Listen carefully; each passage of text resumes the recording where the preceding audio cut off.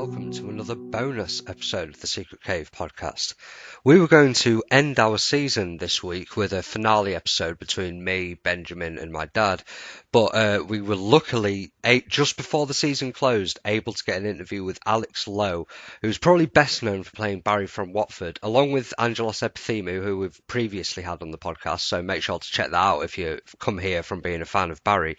So we're able to get this in at the last moment just before the season ended, and I am so glad that we have, because Alex Lowe is actually a much bigger name in British comedy than people might give him credit for. And I mean, I've got a list of just about, 10% of his credits in British comedy and on British television here. Just listen to this: The Fast Show, Grange Hill, Peter Kay's Phoenix Nights, Spaced, 15 Stories High with Sean Locke, Absolutely Fabulous, Jonathan Creek, Look Around You, Peter Serafinowicz Show, Peep Show, The Thick of It, Toast of London, House of Falls of Vic and Bob, and most recently Sam Delaney's News Thing, where he plays a version of Jeremy Corbyn. I mean, Alex Lowe has been just about everywhere in British comedy, and that's aside from his work with Barry from Watford, who is a hilarious character who's mostly been doing stage and podcast work along with Renton Skinner as Angelos Epithemiou.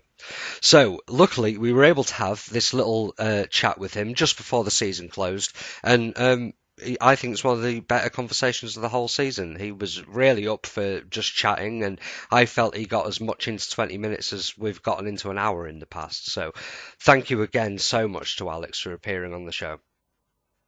So why don't we start out by talking about some of your recent activities, like what have you been up to recently? Well, I have been doing a lot on Absolute Radio, on Christian O'Connell's show. I've been doing my Andy Murray and his mum, Judy Murray, which it's just to kind of take on Andy Murray being quite sullen, and despite his huge success and what should be quite an effervescent sort of person, he's very dour. And then Judy comes along, and she's a sort of drunken old lady. Occasionally, I'll admit, I get people who get in touch with me and think it's racist or some such thing, but it's not meant to be. And I think it's such a kind of ludicrous cartoon character. And the reason I think Judy is funny is because she's so obviously not like that. She's a kind of, very refined, intelligent, articulate woman, and it's just funny that to play her like that. And also, Judy Murray doesn't mind us doing that on the show, because she sort of chimes in, and she's phoned up doing the impression of herself. Anyway, that's rather a long answer. So I've been doing that for Absolute Radio in the mornings, and I've been touring with Dan, doing Angelos and Barry.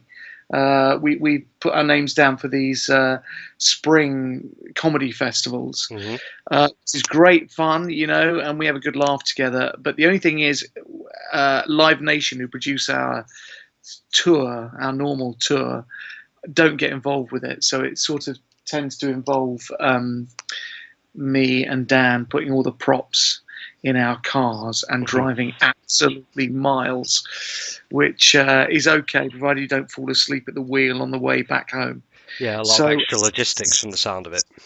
Yeah, it really is. And sometimes, you get there and you've got to find where you unload the stuff and do a sound check. And I think one of the things is, I'm not complaining, it's lovely to do, but when there are spring comedy festivals, quite often they're in venues that have just been, a bit like the Edinburgh Festival, have just been taken for that week or whatever, or that weekend, and they're not particularly designed for a theatre piece. And ours isn't just having a microphone and doing stand-up. We sort of have a few lighting changes, and we have a smattering of a set and sound cues. So sometimes actually doing the show is the easy bit. It's all the rest of it and coming backwards and forwards. But I'm getting so old now, I've decided I have to stay in a hotel. Right. I just can't driving all the way back home with all the props, in what seems like, 2 hours after you arrive there. Well, I was interested to ask actually in what you are more comfortable with these days. Is it more stage work or writing or television work or even the podcasts? Well, I mean, my favourite thing is doing a podcast, because we just get together and have a good laugh, and I mean, we honestly don't prepare anything. I say Right. that honestly, like people are going, "Oh, you're telling me," but yeah, we sort of make that up, and it's just a laugh. That's great fun. Which is the Um, exact appeal of the show, actually. I hope so. I mean, as long as it.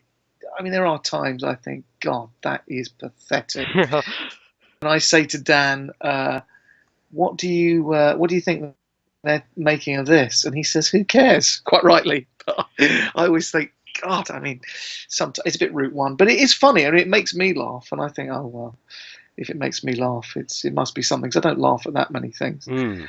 So I like that, and I like doing. I'm writing something at the moment for Sky Arts with Retort TV, which is a drama about Bob Monkhouse. Uh, it's just on one episode, but I wrote a play about Bob Monkhouse for the Edinburgh Festival a few years ago, and luckily they came to me and said, "Would I write this thing?" So I'm hard at work at that at the moment, and so I quite enjoy that. I mean, really, I'm very lucky because there's all sorts of things I do, and hopefully I'm not a jack of all trades, master of none. I sometimes think I am, but it's so nice if one thing isn't happening, I think, oh well, I've got this other thing going on, and I've got like 4 card ranges in the shops, greetings cards. Yeah, I've So seen those. yeah, I mean that keeps the wolf from the door. That's really great, and it's kind of thrilling to go into W.H. Smith and John Lewis and Scribbler and what have you, and you see your cards there. So I mean, it's to anyone who is thinking about having a freelance career, it is quite scary and daunting, particularly if you've got a family. I spend a lot of time waking up in the middle of the night worrying about money, but by the same token, it's really great when you're busy. It's kind of inspiring and you feel creative. It's when you're not busy that it's hellish. I couldn't agree more with that. Yeah, exactly. And I mean, just What one do you do look. the rest of So, Lee? What do you do the rest of the time? well, as I say, mostly I'm a writer and a musician is my main thing, Oh really. yeah, yeah. I make money from music on the whole, actually. The writing's more kind of a hobby. Yes, yeah. Well, that's it. You know what it's like. But not having any sort of safety net. Oh yeah, completely unstructured. Yeah, it's really and I think the problem is with that is far from spending the day watching Loose Women or whatever it is. I think the opposite happens, and I just kind of there's never a time when I sort of relax. I find it, I'm constantly on edge trying to find some sort of income, or which does drive everyone mad in my house. But there you are. I've been reading recently about the phenomenon of like getting addicted to work, and I totally know what you mean. Like recently, everything I do is based on my writing. I couldn't care less for Yeah. television or video games or anything like that anymore. No, I know. Well, it's kind of scary times, isn't it? I'm very nervous about where everything's heading. But then I think, you meet computer programmers who've been laid off. There's a guy who lives near me where I live in northwest London, near me in Wealdstone. Kodak had a massive factory, and Hmm. it's in the London Borough of Harrow. They employed tons and tons of people growing up. I always knew people whose kids work, whose parents work for Kodak. Hmm. And I met someone the other day who's like 53, and he's lost his job, and he's absolutely on the floor, and he's had depression, and he's been for counselling and all sorts. And I think, you know what, that was supposed to be a nice, secure job for life. I don't know what is secure now. So, you might as well try and do your thing. Yeah, yeah. I mean, you're completely right. Times ahead are so unpredictable at the moment, They are, yeah, and for yeah, creative people, like the formats of media seem to be changing every bloody week. I brought this up with Dan. yeah, yeah. Well, yeah. I mean, I'm real dunce when it comes to technology, and I don't know what Dan told you, but he is too. He might pretend otherwise, Oh no, he but was he was very skeptical of the whole thing. He was talking about how there's like he feels there's only a handful of ways to tell stories, and things like VR are just a gimmick. what is VR? I don't even know what that is. What is it? Like virtual reality, where you've got like a headset on and Oh, I see. you're kind of Oh, within the oh, television show. Well, also, I mean, there's no real replacement for people's imagination. You Hmm. know, if it's all on a plate, it's a bit kind of tedious. But yeah, I mean, that is the only thing. I do feel a little bit like, well, I'm sure everyone will say the same, but it's like uncharted territory where those kind of giant icebergs of independent telly and Mm. BBC uh, and big films and film companies are gradually shrinking under the white hot heat of the internet and Mm. everyone doing. Look at us now on Skype. That wasn't available a few years ago, Not and at I all. think that power brokers in their little fiefdoms are looking around thinking, "Oh my God, audiences are shrinking. Everyone can do their own thing," which in a way is quite a good thing. I mean, I do stuff. You don't earn very much, but I suppose it's a question of there are more opportunities to earn a little amount of money rather than just one or two opportunities to earn slightly bigger amounts of money. Yeah, absolutely. And at the same time, though, I mean, everybody's getting a chance to throw their hat in now, it seems, creatively, because of the Yeah, extra opportunities. yeah. I mean, when I think about, which is a good thing, because when I think about, I had a series on Radio 4 as Barry, and we were fiercely proud of it. Me and Alex Walsh Taylor, who's a producer and writer with me, we were so proud of it. But when I think about how long it took and that sort of process of going for meetings and meetings about meetings and redrafting stuff and eventually to produce this thing that we were fiercely proud of, and I maintain, it's got so many great gags in it, and it was Mm. so accessible, and to not have that recommissioned, if you didn't have any other outlets and you just thought, oh God, I've got to enter this long, tedious process of BBC program development groups and what have you, it would be hellish. So, it's good in a way. It's good. It's just earning money at it and trying to survive. That's the worry. Yeah, I mean, it's become a much more diluted thing. But at the same time, I think it's opening a lot more avenues for people Yeah. like, well, anyone in the industry really, like you and Angelos's podcast. It's so Yeah. entertaining, but we wouldn't have been able to see this 10 years ago, or hear it rather. I don't think anyone would let that on air for a kickoff. Well, this is it. I mean, again, me and Dan were talking about the punkiness of comedy in the early 90s and how that kind of disappeared. This is, in my opinion, the most positive thing about the internet. It's brought that punkiness back. Yeah, that's right. I think so. I think so. Like you and Dan can just sit down, hit record, and 40 minutes later, you've got something there that people are going to Yeah, enjoy. yeah, that is nice. I mean, I like that. I think I was sort of joking when you said, you can the kind of glory of it is that it's clearly just made up on the spot. Oh, of And I course, think, yeah. we've got this one coming out this week where we put it in oh, the glaring heat of the afternoon Mm. in his study in his house. Were really hot and lethargic, and it's sort of it tails off at the end. And I think, oh well, people kind of think that might be charming and funny. We sort of just run out of steam, and it kind of makes it all the more human, I suppose. Yeah, I mean, actually, I find that people are preferring to hear these things. Like they're getting a bit sick of the churned out sausage factory of Oh yeah. television comedy. Oh well, that's good. Well, we're going to keep going. We're definitely, because as I say, it's a thing we love doing the most. Mm. Good laugh. And it's there in your stage show as well. The stage show, yeah, I mean, it's got an air of that. We wrote and rewrote the stage show as well. And then we had a guy called Jeremy Stockwell who came in and directed it, who's, theatre director.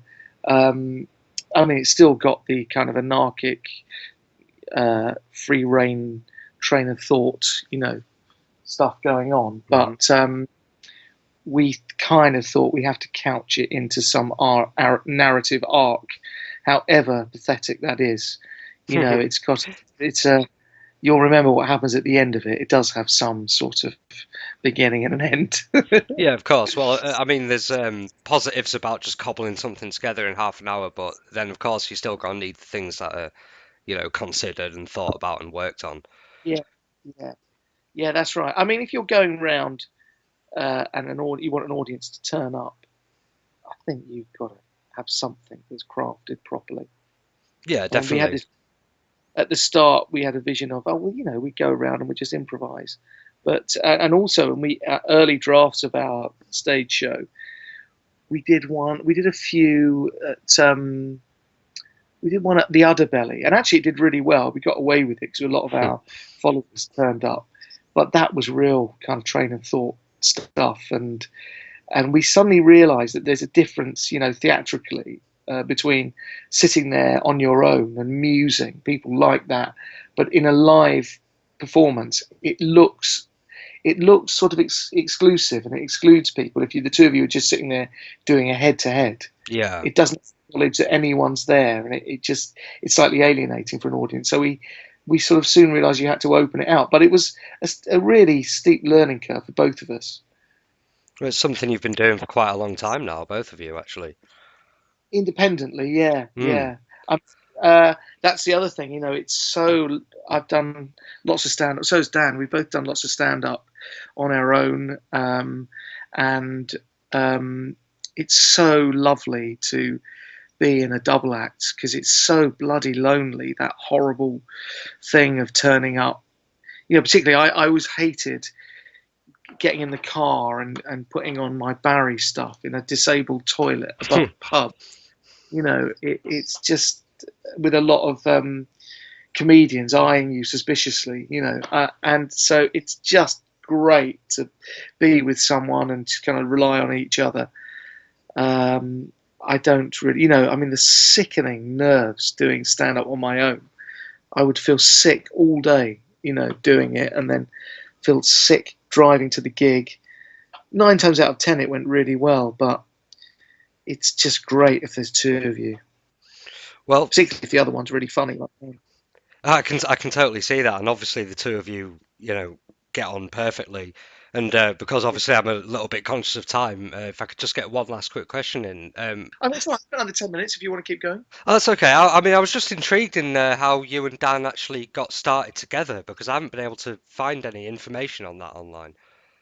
Well, we sort of knew about each other, I suppose, from just being actors. And then I remember we were in a drama together called Would Like to Meet. I can't remember who that was for, but it was, I think it was about dating. It was a kind of, it might have been Sky, something or other. Hmm. And he was in that, and I was in that, playing a small part as a waiter. So I think I knew about him then and said hello then. And then I was doing my show at the 100 Club in the West End, in Oxford Street, and I asked Dan to come and, would you like to do Angelos?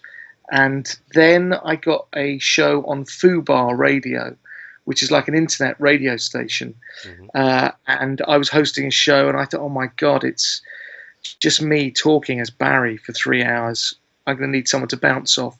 And I suddenly thought Dan would be the perfect foil, and we just sat there improvising this nonsense for hours. And it worked so well that when we left Fubar after they owed us £3,000 and weren't prepared to pay it, we thought, let's just do our own thing, and we started doing a podcast, and it was great fun, and it started rocketing up the iTunes charts.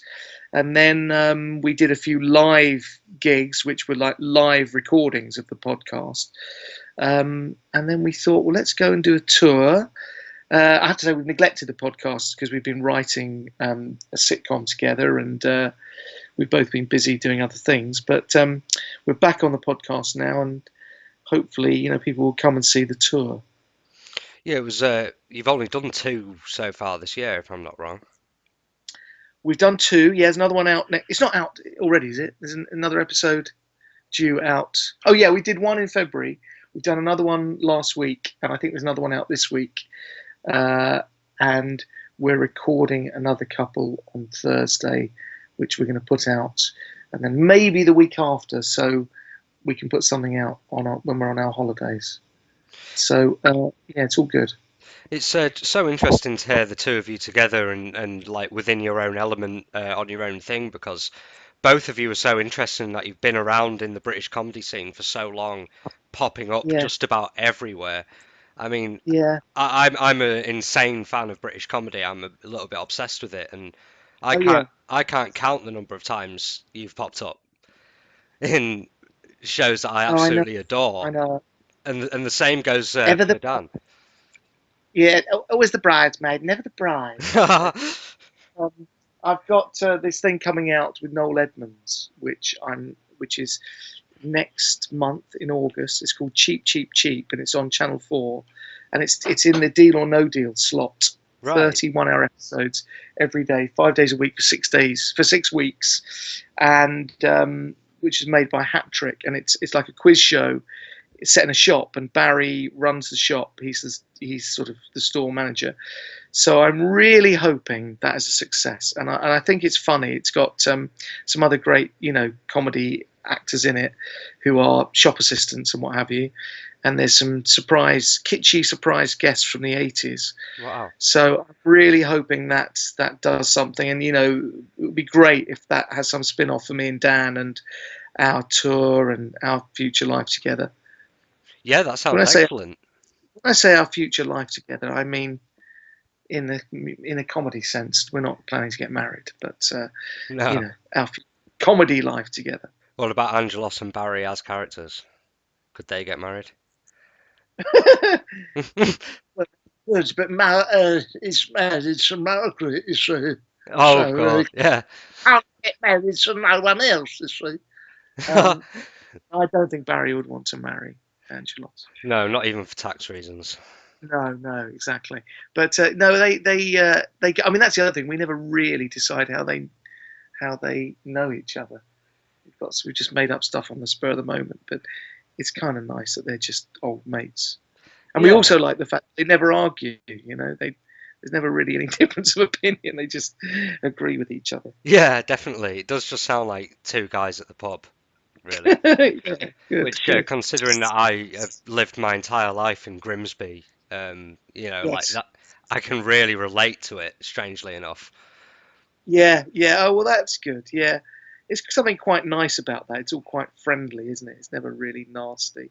No, I well, don't no. nasty. We're pretty indecent about some people, but it's all with a childlike enthusiasm. I don't think it's ever really nasty. I hope no one's offended by it.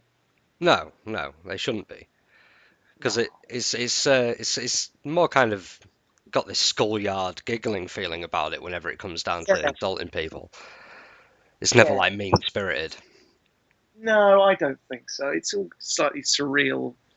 I don't think it's. If King Jong Un wants to take offence, I'm sure he will. But if he's listening, we only mean it in a friendly way. Well, yeah, we don't want this to be the catalyst of some seriously big problems. Nuclear holocaust. Yeah, exactly. I mean, we never really know, do we? No, I bet he listens. He does listen, though. I can imagine. I do listen. David Van Day told us. Really? No. I was going to say, that would be quite something. Well, Alex, thank you very much for your time. That's been incredible to talk to you. Okay, and if anyone's listening, please come to see our tour. It's with Live Nation. Go to livenation.co.uk, and somewhere on there it will say Angelos and Barry tour. But come along because it's a great show. It's had great reviews and it's very funny. Yeah, certainly do. I'll have links to all of that in the description and everything. Brilliant. So Thank you so make sure much. to check that out. Yeah. I'm hoping to go and see it myself, so I'll stay in touch Great. if I get Come tickets say myself. hello. Yeah, definitely. Okay, Alex, well, thank you very much again, and Right. I'll speak to you soon. All right, mate. Thank you so much. Good fun. Yeah, same to you. Bye for now. Yes. Bye.